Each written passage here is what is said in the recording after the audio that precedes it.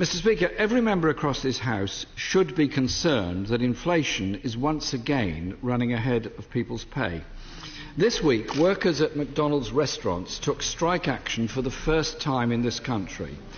The boss of McDonald's, Steve Easterbrook, is reported to have earned £11.8 million last year, while some of his staff are paid as little as £4.75 per hour.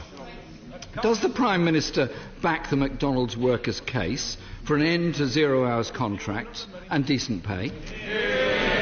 Prime Minister. Obviously, the issue that is taking place in McDonald's is a matter for McDonald's to deal with, but the questions...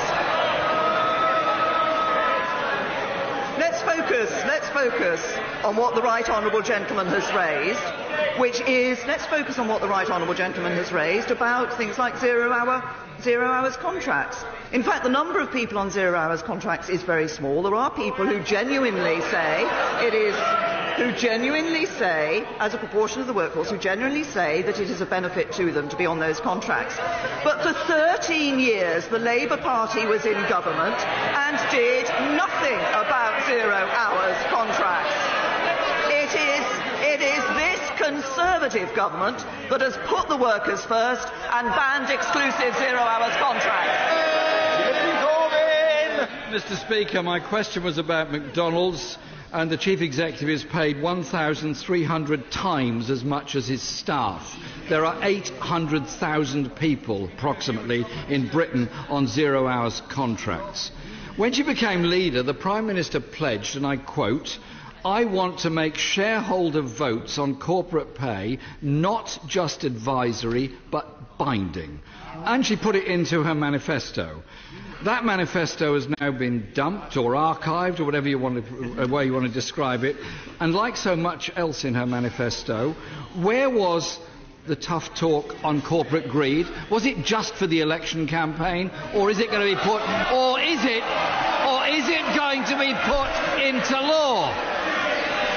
Prime Minister. Well, I suggest to the Right Honourable Gentleman that he looks again at the action that in government Conservatives have taken on this issue. It is the Conservative government that has recently published our proposals on corporate governance. It's Conservatives that gave shareholders the power to veto pay policies. It's Conservatives that forced companies to disclose board directors' pay. And it's Conservatives that introduced tough transparency measures for the banks. That's been done not by a Labour government. It's the Conservative Party that's been putting workers first. I note she uses the word advisory because page 18 of the dumped manifesto says, Mr. Speaker, the next Conservative government will legislate to make executive pay packages subject to strict annual votes by shareholders. She's gone back on her word.